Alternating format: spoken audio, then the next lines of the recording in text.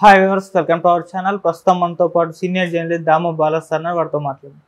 నమస్కారం సార్. నమస్తే సార్, గన్నవరం ఎయిర్పోర్ట్లో జగన్మోహన్ రెడ్డి గారి పైన దాడి చేయడానికి ఒక వ్యక్తి ప్రయత్నించారని, అతను అరెస్ట్ చేశామని చెప్పేసి ఒక వార్తలు రావడం చూస్తున్నాం సార్.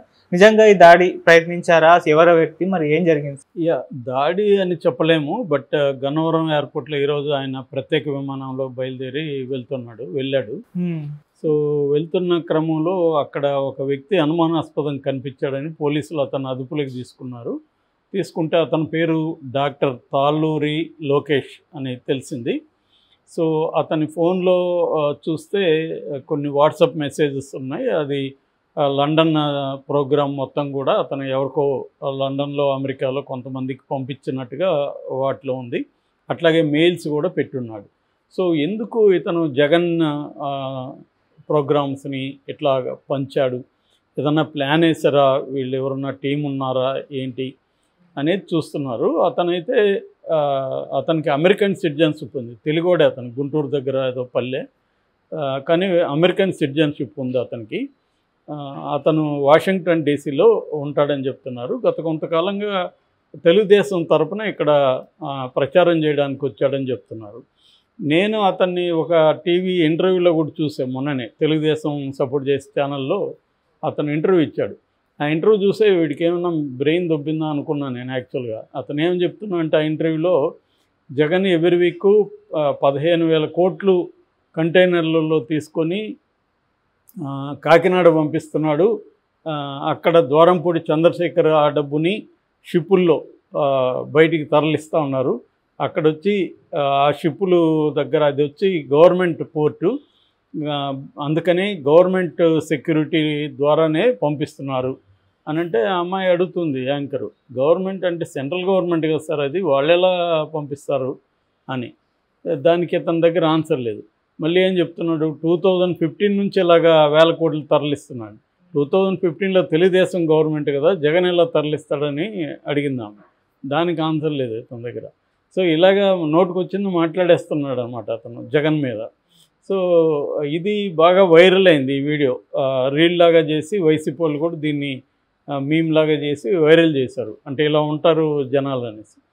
అలాగే ఉన్నాడు అతను క్యాండిడేట్. అంటే ఈ మధ్య ఎన్ఆర్ఐలు ఓపెన్గానే నిస్సిగ్గుగా ఓటర్లని ఎలా కొనాలి ఇవన్నీ మాట్లాడడం, తర్వాత అందరికి ఫోన్లు చేసి వాళ్ళు క్యాంపెయిన్లు చేయడం, పోయి కలిసి చేయడం, ఇవన్నీ వచ్చాయి. అంటే ఒక పెద్ద బ్యాచ్ తెలుగుదేశం తరపున దిగింది. సో దిగి వీళ్ళు ఏంటంటే ఎక్కువ భాగం అమరావతి చుట్టుపక్కల ఆస్తులు ఉన్నవాళ్ళు కావచ్చు, కొన్నవాళ్ళు కావచ్చు, కమ్మ సామాజిక వర్గ పిచ్చి ఉన్నవాళ్ళు కావచ్చు, ఎట్లయినా ఈసారి మనం చంద్రబాబుని అధికారంలోకి తీసుకురావాలి, ఈ బ్యాచ్ దిగారు. సో అందులో ఒకడే ఇతను ఎన్ఆర్ఐ. సో ఇతను మరి ఎందుకు జగన్ ప్రయాణాలకు సంబంధించి ఇన్ఫర్మేషన్ని షేర్ చేస్తున్నాడు, ఎవరితో షేర్ చేస్తున్నాడు అనేది ఇప్పుడు పోలీసులు చూడాలి. బట్ ఆయన్ని కొద్దిగా పోలీసులు ప్రశ్నించేసరికి నాకు గుండె నొప్పి అని ఏదో డ్రామా అన్నట్టున్నాడు. అదొక గుంటూరులో ఒక హాస్పిటల్లో చేర్చారు అతను తీసుకెళ్ళి.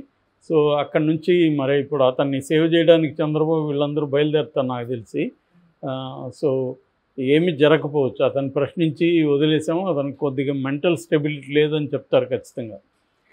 మెంటల్ స్టెబిలిటీ లేదు, అందువల్ల ఏదో చేశాడు తప్ప అతనికి ఏమి అంతకంటే ఏమీ లేదని నాకు తెలిసి అతన్ని వదిలేస్తారు.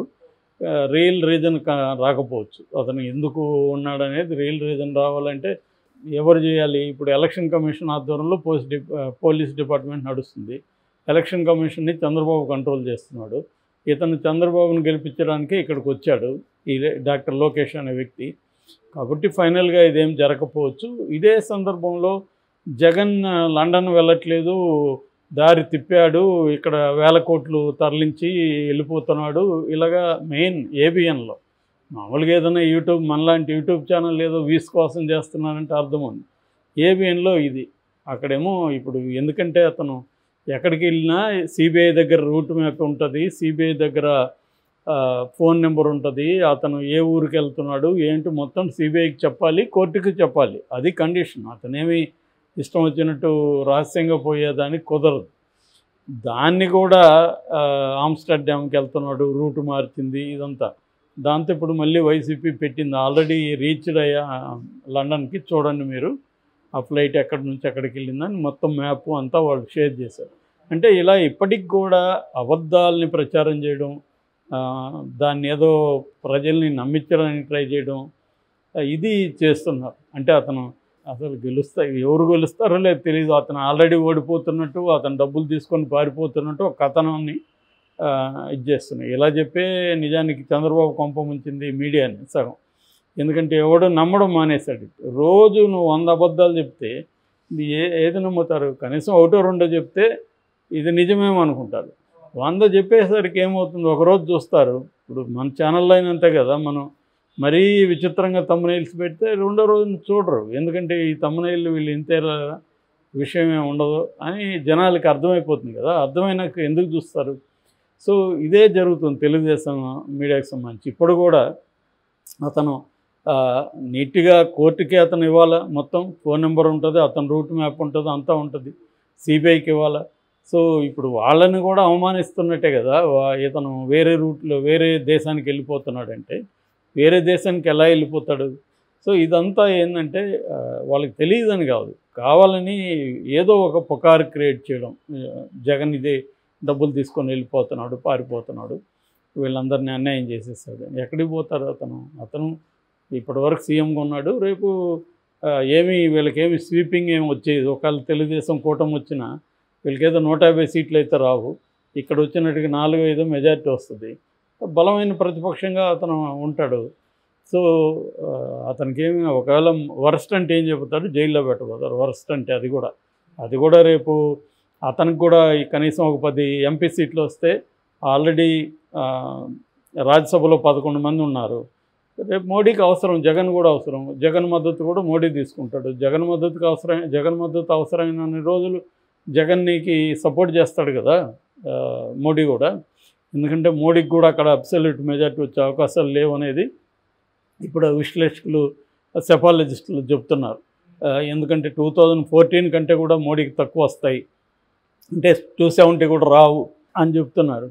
అటువంటి పరిస్థితుల్లో ఖచ్చితంగా ఇతర రాజకీయ పక్షాలు అవసరం ఉంటుంది. ఇదే తెలుగుదేశాన్ని రేపు పక్కన పెట్టినా కూడా ఆశ్చర్యం లేదు. జగన్ కంటే తక్కువ వచ్చాయనుకో సీట్లు, ఇతను పక్కన పెట్టి జగన్ని తీసుకున్నా రేపు ఆశ్చర్యమే ఉండదు.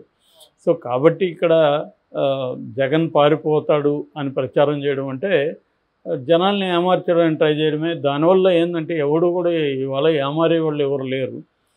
ఎందుకంటే ఒక్క మీడియా చూసి, సాక్షిలోనో జ్యోతిలోనో ఈనాడులోనో ఒక్కదాన్ని చూసి ఎవడో నమ్మట్లే. సాక్షిలో వచ్చిందా, సరే మిగతా చోట్ల ఏమొచ్చిందో చూడు అని చెక్ చేస్తున్నారు. జ్యోతిలో వచ్చిందా, మిగతా చోట ఇదేమొచ్చిందో చూడు అని చెక్ చేస్తున్నారు తప్ప ప్రైమాపేసిగా ఎవరు నమ్మే పరిస్థితి ఇవాళ లేదనమాట. కానీ ఇలాగ ప్రచారం చేస్తున్నారు. మరి ఈ డాక్టర్ని కూడా నాకు తెలిసి ఇందాక చెప్పినట్టు ఖచ్చితంగా అతని మీద ఏమి చర్య ఉండదు. ఖచ్చితంగా అతనికైతే మైండ్ కూడా సక్రమంగా ఉన్నట్టయితే నాకేం అనిపించలే ఆ ఇంటర్వ్యూ చూస్తుంటే. అంటే ఈ మధ్య అలాగే మాట్లాడుతున్నారు, మైండ్ సక్రమంగా ఉన్నవాళ్ళు కూడా కావాలని జగన్ని బదనం చేయడం కోసం 1000 కోట్లు ఇక్కడ తరలిస్తున్నాడు ఇది చెబుతున్నారు. సో అది కూడా పోర్టు నుంచి, అది సెంట్రల్ ఇదే. అంటే అప్పుడు మోడీకి కూడా కొమ్మక్కైనట్టే కదా, మోడీకి కూడా ఇది చేస్తున్నట్టే కదా వీళ్ళు. సో క్లియర్గా ఏంటంటే ఏదో ఒక గోబెల్స్ అని హిట్లర్ కాలంలో ఉండేవాడు. అతని తీరే ఏంటంటే ఒక అబద్ధాన్ని 100 సార్లు చెప్తే నిజం అని నమ్ముతారు. అప్పుడు నమ్మేవాళ్ళేమో, ఇప్పుడు నమ్మరు. ఎందుకు నమ్మరంటే నువ్వు అబద్ధం అనే విషయాన్ని ఇంకొక 100 కౌంటర్గా ఉన్న నెరేటివ్లు బయటకు వస్తాయి. అప్పుడంటే కంట్రోల్ మీడియా వాళ్ళ చేతిలో ఉంది హిట్లర్ కాలంలో. ఇవాళ అది లేదు. ఒకప్పుడు ఇక్కడ కూడా ఈనాడు ఇలాంటి వాళ్ళ చేతిలో ఉన్నింది మీడియా, ప్రింట్ మీడియా ఉన్నప్పుడు. ఇవాళ ఒకదాన్ని చెప్తే 100 కౌంటర్ ఉంటున్నాయి. కాబట్టి అన్నీ చూసే జనాలు అందరికీ అందుబాటులో ఉన్నాయి. సెల్ ఫోన్ ఉంటే అన్నీ ఉన్నట్టే. సో ఇవాళ అన్నీ చూసుకుంటున్నారు, అడుగుతున్నారు, ఫేస్బుక్లో షేర్లు చేస్తున్నారు, ఇవన్నీ జరుగుతున్నాయి. కాబట్టి ఇవాళ ఒక అబద్ధాన్ని చెప్పాలంటే దీన్ని నమ్మించడం ఎలా అనేది చాలా కష్టం. అయినా కూడా వీళ్ళు గుడ్డిగా చెప్తే నమ్ముతారులే అనుకొని చెప్తూనే ఉన్నారు. సో అతను ఇంకా ఏమేమి చెప్తారో చూడాలి. ఈ 10 రోజులు 20 రోజులు ఇంకా ఎటువంటి కథనాలు బయటకు వస్తాయనేది మనం చూడాలి.